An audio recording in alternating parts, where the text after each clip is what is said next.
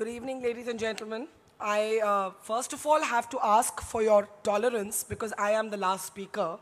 And I think that you would agree that I have the toughest job. Because you've seen, you've heard, Anupam is a very hard act to follow. And I'm sure you're all sort of itching to draw your own conclusions. But because, as everybody has pointed out this evening, we are a tolerant nation, I'm going to ask all of you to step back from the politics, the theatrics, the histrionics, and actually ask yourself, how did this become about Modi and the Congress? I didn't come here to speak against Modi or in favor of the Congress. I'm sure Anupam didn't come here to speak for Modi and against the Congress. I stand here today as an Indian citizen. Nowhere in the framing of the subject, tolerance is the new intolerance, did I see a reference to Modi? Did I see a reference to the BJP? Did I see a reference to a timeline? Did I see a reference to the idea of India being endangered? These are all cliches. Let's talk instead of the environment that we operate in today. And who has created that environment? Is it politicians or is it all of us? Have we as Indians forgotten the art of conversation? As a television host who presents the 9 p.m. news and goes up in competition against somebody who believes that splitting the screen into 8 boxes and then shouting the loudest is what qualifies as journalism, and the absence of nuance is what qualifies as entertainment, I worry in fact, most of all, for the intolerance of my own fraternity, the media. I worry at how somehow we have converted news into theater and our narratives have become reductionist, and I'm afraid in this city which prides itself on its intelligence, I know that all of you will agree with me that certain narratives are dumbing us down. We are more intelligent than this nationalism versus anti-nationalism narrative. We are proud Indians and we do not need anybody to certify that for us. Please tell me if you agree. Do you agree? Do you agree? Let's hear that louder. Thank you. Now let me tell you that since we have agreed that we do not need certificates, about a young man I met last night. He's about this short. He comes till my waist. He has a smile that travels up to his eyes, which I usually believe is the sign of a person who's authentic. I asked him, there's a word these days that's become very controversial. That word is called azadi. I said, can you, to this young man, he's 28 years old, I said, can you define to me azadi in one sentence? And you know what he said? Azadi for me is the freedom to implement the Indian Constitution. First, let me ask you, do you all agree with this definition? Do you agree that Azadi is the Constitution and the freedom that it guarantees? Okay, so who said this? A boy charged with sedition called Kanhaiya Kumar. This was his definition of Azadi. Not Azadi from India, but Azadi in India. Now, Anupam said, we are making a hero out of such people. I beg to differ. I didn't agree with a lot of what Kanhaiya said in his speech, which all of you must have seen, even though I found it mesmerizing. I didn't agree, and I don't know if it's sacrilege to say this in Bengal, but I guess not because Mamta's in power, because I'm not a Marxist. I'm actually a capitalist. And to that extent, my left liberal friends actually don't like me, because there are many things about me that go militate against the left. I like the army. I cut my teeth as a reporter covering the Kargil war. I've done more than 100 shows on the Indian soldier, and I'm a free marketeer. But along with being a free marketeer, I'm also a free thinker.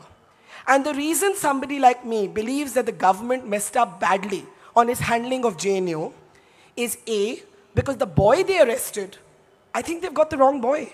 There isn't a single documentary evidence to show that he raised any slogans about Bharat Ki Barbadi or Afzal Guru, except one doctored video played out by 3 television channels who should be ashamed of themselves for reducing the ethics of journalism in doing this. Secondly, Let's assume that some slogans were raised that were disturbing. And they were.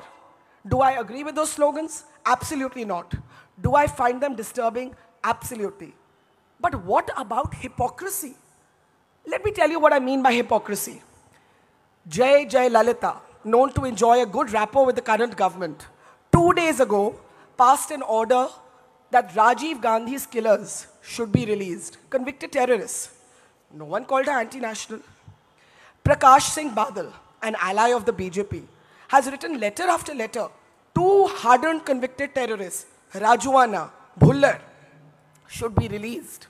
Nobody called them anti-national. Mufti Muhammad Saeed, the chief minister of a BJP PDP government, when Afzal Guru was being executed, wrote a letter saying that the execution had been done in unholy haste. ये मैं नहीं बोल रही, ये मुफ्ती साहब ने बोला. उन्होंने आगे बोला कि ये जो एग्जीक्यूशन है ये कश्मीर की हिस्ट्री में एक नेगेटिव, कश्मीर की पेनफुल हिस्ट्री में एक नेगेटिव रेफरेंस पॉइंट बनकर रहेगा. लेकिन बीजेपी ने तो मुफ्ती साहब के साथ सरकार बनाई. तो आप मुझे बताएं कोलकाता के लोग कि अगर मुफ्ती साहब एंटी नेशनल नहीं है, प्रकाश सिंह बादल एंटी नेशनल नहीं है और जयललिता एंटी नेशनल नहीं है, अगर बीजेपी और पीडीपी की अलायंस में एक कमिटमेंट है कि हुर्रियत, आप हुर्रियत को जानते हैं, दे कश्मीरी सेपरेटिस्ट, हार्डन्ड सेपरेटिस्ट, उनकी अग्रीमेंट में एक कमिटमेंट है कि हुर्रियत के साथ डायलॉग होगा. So you will talk to hardened separatists as a commitment to the PDP.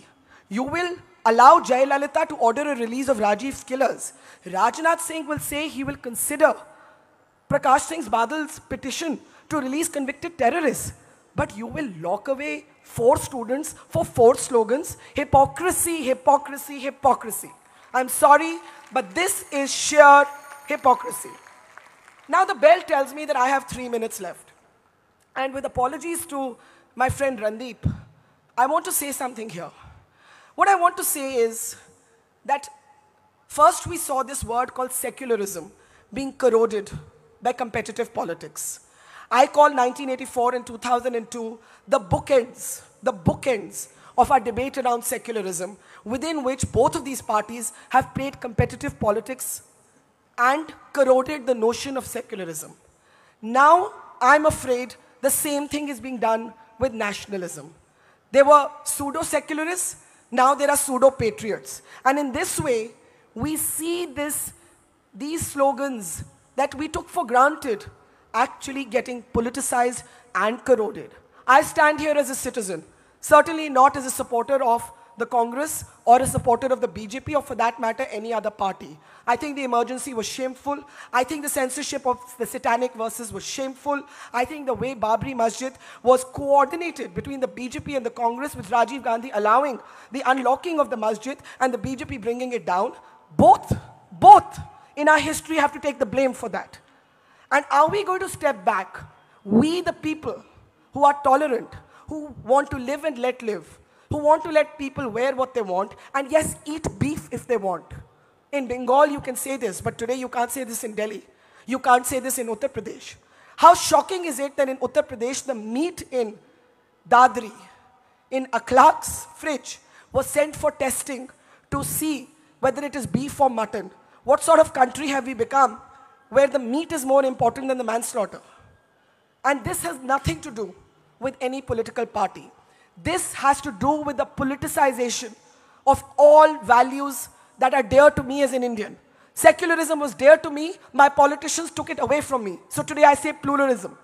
Nationalism was dear to me, but today the people who are expecting that we will conform to their notions of nationalism have taken away that word from me, and I will have to look for another word. And I turned to Kanhaiya, who gave me the definition, and he said, nationalism is borrowed from Europe. It's a borrowed idea based on a single entity. India is many nations within a nation. Let's use the word patriotism instead of nationalism. Let us stop this false binary that if we raise questions about how JNU was handled, we are against the Indian soldier.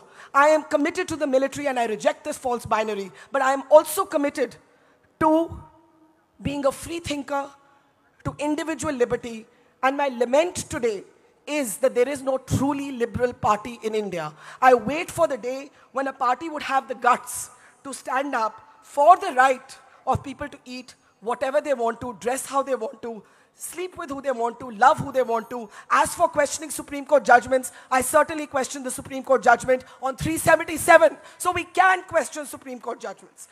And I will end now by quoting one of the most well-known contemporary philosophers of our time, Karl Popper, who spoke about how too much tolerance is a bad thing. And I will just read this out and then end.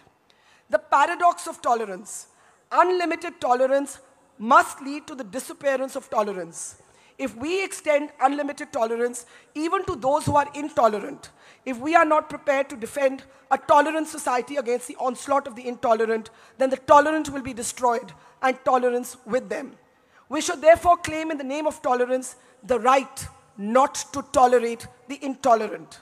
We should claim that any movement preaching intolerance places itself outside the law, and we should consider incitement to intolerance as criminal in the way that we consider murder and kidnapping.